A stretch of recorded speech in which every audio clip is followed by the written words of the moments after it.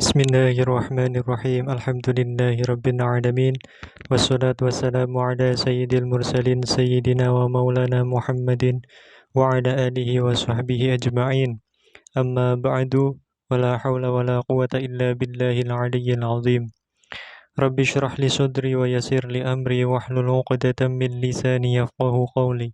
Subhanaka la ilma lana illa ma 'allamtana innaka antal alimul hakim. اللهم ارزقنا فهم النبيين وحفظ المرسلين وإلهام الملائكة المقربين برحمتك يا أرحم الراحمين. اللهم أغننا بالعلم وزينا بالحلم وأكرمنا بالتقوى وجملنا بالعافية برحمتك يا أرحم الراحمين. ربنا زدنا علما وارزقنا فهما وجعلنا من الصالحين. اللهم أخرجنا من ظلمات الوهم وأكرمنا بنور الفهم وافتح علينا بمعرفة العلم ونور قلوبنا بنور هدايتك كما نورت الشمس والقمر وسهل لنا أبواب فضلك يا أرحم الراحمين. قال المؤلف رحمه الله تعالى نفعنا الله بعلومه وبأسراره في الدارين آمين يا رب العالمين. ويستحب dan sunatakan fi shaumi ing dalam poso apa salah satu asya'a telu piro-piro perkara. Ahaduha utawi perkara kang nomor siji saking salah satu asya iku ta'jilul fitri, menyegerakan berbuka puasa. In tahaqqaqa lamun nyoto, lamun yakin sapa as-shaimu wong kang poso guru basyamsi ing surupe srengenge. Fa in syakka mongko lamun mamang sapa shaim fala yu'ajjilu, mongko ora kena nyepetaken, mongko ora kena menyegerakan sapa as-shaim al-fitra ing berbuka. Wa yusanu lan den sunataken apa ayyuftira, yento berbuka sapa as-shaim ala tamrin ing atase kurma. Wa illa lan lamun ora ala tamrin famain mongko ing atase banyu. Asy-Syaikh Ibnu Qasim Al-Ghazi menyatakan bahwa terdapat 3 perkara yang disunahkan di dalam berpuasa. Walaupun demikian, walaupun Asy-Syaikh Ibnu Qasim ini menyebutkan hanya 3, maka pada hakikatnya terdapat banyak sekali perkara yang disunahkan di dalam berpuasa. Asy-Syaikh Ibrahim Al-Bajuri mengatakan, fayustahabbu fis shaum umurun katsirah, bahwa dianjurkan pada saat berpuasa banyak sekali perkara-perkara. Sebagai contoh, katarki syahwati allati la tubtilu shauma, seperti halnya meninggalkan syahwat yang tidak membatalkan puasa. Hal pertama yang dianjurkan pada saat berpuasa adalah menyegerakan berbuka, ta'jilul fitri. Menyegerakan berbuka di sini sunnah ketika seseorang yang berpuasa benar-benar yakin bahwa matahari telah terbenam, yakni maghrib telah tiba. Berbeda halnya jika seorang yang berpuasa tidak yakin atau ragu apakah matahari sudah terbenam atau belum, apakah sudah maghrib atau belum. Maka ketika seseorang yang berpuasa tidak yakin atau ragu, maka dia tidak boleh untuk menyegerakan berbuka. Karena justru ketika dia berbuka dalam kondisi tidak yakin bahwa matahari telah terbenam, hal ini bisa membatalkan puasa dia. Dan juga disunahkan untuk berbuka dengan menggunakan kurma. Dan jika tidak ditemukan kurma, maka berbuka dengan menggunakan air. Hal ini berdasarkan hadis Rasulullah SAW. Idza kana ahadukum sha'iman falyuftir 'ala tamri fa illam yajid fa 'alal ma'i fa innal ma'a tahurun. Qala al-mu'allifu rahimahullahu ta'ala wa tsani utawi perkara kang kaping pindho iku ta'khirus suhuri, ngakhiraken makan sahur. Malam yaqa' ing dalem selagine ora tumibo sapa shaim fi syakkin ing dalem mamang. Wa yahsulu lan hasil apa as-suhuru, mangan sahur biqalilil ukli kelawan kidike makanan wa syurbilan minuman. Kemudian perkara yang nomor 2 yang dianjurkan di dalam berpuasa adalah mengakhirkan makan sahur. Hal ini berdasarkan hadis Rasulullah SAW, tasahharu fa inna fis suhur barakah. Makan sahurlah kalian semua, fa inna fis suhur, kronos tune iku ing dalem mangan sahur barokatan ono barokah. Dan juga berdasarkan hadis riwayat Imam Al-Hakim di dalam Al-Mustadrak ala Sahihain, diriwayatkan bahwa Rasulullah SAW bersabda, ista'inu bi ta'amis sahari, becik nuprih pitulung sira kabeh bito amis sahari kelawan panganan sahur ala siyamin nahari ing atase puasa ing dalem rino. Wa bi qailulatin nahari lan kelawan turu awan ala qiyamil laili ing atase qiyam bengi.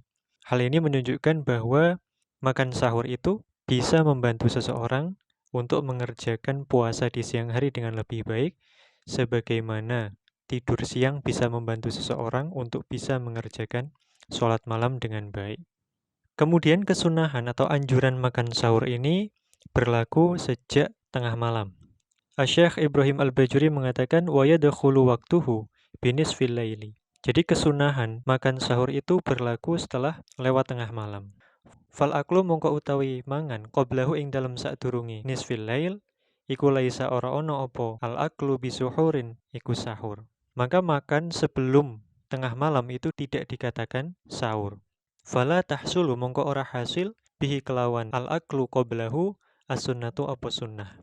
Dan dia tidak mendapatkan kesunahan ketika dia makan sebelum tengah malam. Maka kesimpulan di sini, sebagaimana yang disampaikan oleh Asy-Syaikh Ibrahim Al-Bajuri, fal hasilu anna suhura, setuhune mangan sahur iku sunnatun sunnah. Wa ta'khiruhu lan setuhune ngakhirake suhur, makan sahur iku sunnatun sunnah ukhra kang weneh. Bahwa sahur itu adalah kesunahan, yakni ketika seseorang makan setelah tengah malam, dia sudah mendapatkan kesunahan, dan mengakhirkan makan sahur itu adalah kesunahan yang lain. Lalu sampai batas mana kita boleh mengakhirkan sahur? Wa yusanu lan den sunataken taqribuhu opo marekaken as-suhur minal fajri saking fajar biqadri ma kelawan kadare perkara ya sa'u kang amot opo ma qira'ata khamsina ayatan ing maca 50 apane ayatan ayate. Kira-kira jaraknya dengan membaca 50 ayat Al-Quran sampai dengan fajar. Maka para ulama Nusantara telah membuat suatu inisiatif untuk menentukan waktu imsak, yakni kira-kira 10 menit sebelum waktu subuh. Para ulama mengkira-kirakan 50 ayat Al-Quran itu sekadar kira-kira 10 menit. Kemudian Asy-Syaikh Ibrahim Al-Bajuri mengatakan, bahwa mengakhirkan makan sahur ini adalah salah satu keistimewaan umat Rasulullah SAW. Asy-Syaikh berkata, wa ta'khirus suhur min khosoisi hadhil ummah.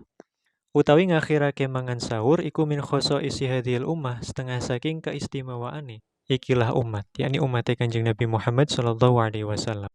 Bidalili annal umama kelawan dalil setuhune pira-pira umat as-sabiqah kang dhisik iku kanu ana sapa al-umam as-sabiqah iku yakuluna padha mangan sapa al-umam as-sabiqah qabla ayyanamu ing dalem sadurunge yen to padha turu sapa al-umam as-sabiqah. Wa kana lan ana apa kelakuan iku yahrumu haram alaihim ing atase al-umam as-sabiqah apa al-aklu mangan wa syarbulan ngombe min waqtil isya saking waktu isya au bin naumi atau kelawan sebab turu walau qabla waqtil isya walaupun iku sadurunge waktu isya. Jadi umat-umat yang terdahulu sebelum umatnya Kanjeng Nabi Muhammad SAW, mereka ketika berpuasa, mereka sudah dilarang makan sejak waktu isya atau sejak mereka tidur walaupun belum waktu isya. Berbeda dengan mereka, umatnya Kanjeng Nabi Muhammad SAW diberi keistimewaan berupa boleh makan sampai dengan fajar tiba. Kesunahan makan sahur ini sudah bisa diperoleh dengan makan dan minum walaupun sedikit. Wa yahsulu as-suhur biqalilil ukli wasyurbi. As-suhur ini maknanya at-tasahur, yakni makan sahur. Fahuwa bidomisin, yakni as-suhur, bukan as-sahur. Li'annahu bidomiha al-fi'lu, karena lafadz as-suhur dengan mendomahkan huruf sin ini maknanya perbuatan, yakni makan sahur. Wa amma bi fathiha, anapun dengan fathahnya sin, wa huwa ma yutasahharu bihi, yakni sesuatu yang dipakai untuk sahur, yakni makanan sahurnya. Kemudian maknanya bi qalilil ukli wasyurbi, yakni bi qalilil ma'kul wal masyrub. Terdapat sebuah hadis di dalam Sahih Ibnu Hibban diriwayatkan bahwa Rasulullah SAW bersabda, tasahharu walau bijur'ati ma'in. Makan sahurlah kalian semua walaupun dengan sak teguk dari air. Wa yusanu kaunuhu mimma yundabul fitru alaihi. Dan juga disunahkan menu untuk bersantap sahur sebagaimana apa yang disunahkan ketika berbuka. Qala al-mu'allifu rahimahullahu ta'ala. Wasalisu utawi perkara kang kaping 3 kang den anjuraken nalikane poso. Iku tarkul hujri, ninggal olo. Ayil fuhsyi, yakni perkara kang olo. Minal kalami saking guneman, saking kalam al-fahishi kang olo. Fayasunu mongko ngreksa sapa as-shaimu wong kang poso lisanahu ing lisane as-shaim anil kadhibi saking goroh wal ghibati lan ghibah wa nahwi dzalik lan sepadane mengkono-mengkono al kadhib wal ghibah kasyatmi koyok dene misuh-misuh wa in syatamahu mongko lampun misuhi ing as-shaim sapa ahadun wong suwiji falyaqul mongko becik ngucap sapa as-shaim marrataini kelawan rong ambalan au salasan utawa telung ambalan ngucap inni shaimun setuhune ingsun iku shaimun wong kang poso ima bilisanihi ana kalane kelawan lisane as-shaim kama qala koyok dene perkara kala kang ngendikaaken sapa An-Nawawi Imam An-Nawawi fil azkar ing dalam kitab al-azkar au bi qalbihi atau kelawan atine as-shaim kama kaya keterangan naqala kang nukil hu ing ma sapa Ar-Rafi'i Imam Ar-Rafi'i rahimahumullah taala anil a'immati saking piro-piro imam wa kata soro lan ngalap cukup sapa Ar-Rafi'i alaihi ing atase qaul. Perkara yang nomor 3 yang disebutkan oleh Asy-Syaikh Ibnu Qasim Al-Ghazi yakni meninggalkan ucapan-ucapan yang buruk atau tarkul hujri. Asy-Syaikh Ibrahim Al-Bajuri mengatakan fal makna yusannu tarkul fahishi minal kalam, disunahkan untuk meninggalkan ucapan-ucapan yang buruk. Wal hukmu alaihi bisunniyati min haitsu shaum. Dan hukum kesunahan ini adalah dari sisi atau dari sudut pandang puasa. Fala yunafi anna tarkal fuhshi minal kalam kal kadhibi wal ghibati wan namimati wa ghairiha wajibun fi dzatihi. Dan keterangan hukum kesunahan ini tidaklah menafikan bahwa hukum asal dari meninggalkan suatu perkara yang buruk dari ucapan, seperti ucapan dusta, ghibah atau menggunjing, namimah, mengadu domba, dan lain sebagainya, itu secara dzatiyahnya adalah wajib. Maka dari itulah, anjuran untuk meninggalkan ucapan-ucapan yang buruk ini semata-mata untuk menyelamatkan pahala puasa. Walaupun memang al-hujri seperti kadzib, wal ghibah, wan namimah itu tidaklah membatalkan puasa. Walidzalik lam yabtul birtika bidzalik. Adapun keterangan sebuah hadis, khamsun yufattirna as-shaima. Al-ghibatu wan namimatu ila akhirih. Yakni ada 5 perkara yang bisa membatalkan seseorang yang berpuasa. Yang pertama ghibah, yang kedua namimah ila akhirih. Maka Syekh Ibrahim Al-Bajuri mengatakan ini hadis dhaif. Wa ala fardhi sihhatihi fal murad annahunna yubtilna ats-tsawaba la shauma. Adapun jika dimaknai maka maknanya adalah bahwa 5 hal tersebut tidaklah membatalkan puasa, namun membatalkan pahala puasa. Adapun memang Sayyidah Aisyah radhiyallahu anha dan juga misalnya Imam Ahmad bin Hanbal rahimahullah ta'ala menghukuminya dengan zahir teksnya. Jadi memang betul-betul batal. Namun jumhur mengatakan bahwa yang batal adalah pahala puasanya, yang rusak adalah pahala puasanya. Wal jumhuru ala ta'wilihi bibutlanis thawab. Fayasunu as-shaim lisanahu 'anil kadzib wal ghibah wa nahwi dzalik. Al-kadzib di sini maknanya adalah 'anil ikhbar bima yukhalifu al-waqi'a. yakni mengabarkan suatu perkara yang berbeda dari kenyataan. Ini termasuk dari definisi dusta. Dan kemudian al-ghibah. Asy-Syaikh Ibrahim Al-Bajuri mengatakan ghibah itu allati hiya dzikruka akhaka bima yakrahu. Penuturanmu tentang saudaramu yang dia tidak sukai. Walau bima fihi, walau bihadratihi, walaupun itu sesuatu perkara itu memang nyata ada pada diri saudaramu dan walaupun saudaramu itu ada di sampingmu. Jadi ghibah itu bukan hanya kita menggunjing seseorang yang tidak ada di antara kita, tapi termasuk orang itu di antara kita, kemudian kita menuturkan di tengah umum tentang keburukannya, maka itulah termasuk ghibah, sebagaimana yang disampaikan oleh Asy-Syaikh Al-Bajuri. Wahya minal kabair fi haqqi ahlil ilmi wa hamalatil Qur'an. Dan ghibah itu ketika yang dipergunjingkan adalah seorang yang ahlul ilmi dan juga seorang yang hafal Al-Quran, hamalatil Quran, maka ghibah tersebut termasuk dosa besar. Dan ketika yang dipergunjingkan adalah selain dari keduanya, selain dari ahlul ilmi wa hamalatil Quran, maka ghibah itu termasuk dosa kecil. Wa minas saghair fi haqqi ghairihim. Berbeda ketika kita melihat pendapatnya para ulama Malikiyah. Mereka mengkategorikan bahwa ghibah itu minal kabair mutlaqon. Bahwa menurut ulama Malikiyah, ghibah itu termasuk dosa besar secara mutlak, baik itu yang dipergunjingkan adalah ahlul ilmi, hamalatul Quran, ataupun selain daripada keduanya. Walau lam yakun fi dhammiha illa qawluhu ta'ala ayuhibbu ahadukum ayyakula lahma akhihi maitan fakarihtumuh.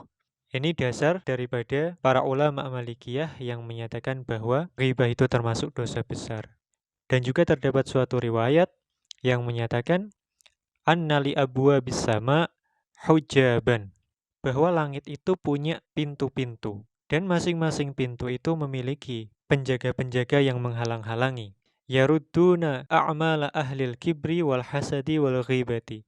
Para malaikat penjaga pintu-pintu langit itu, mereka menolak amal-amalnya orang yang di dalam hatinya menyimpan kesombongan, menyimpan hasad atau dengki, dan juga orang-orang yang gemar ghibah atau menggunjing saudaranya. Contoh lain selain dusta ghibah itu, Asy-Syaikh Ibrahim Al-Bajuri mengatakan wakan namimati, dan juga termasuk itu adalah seperti halnya namimah, mengadu domba.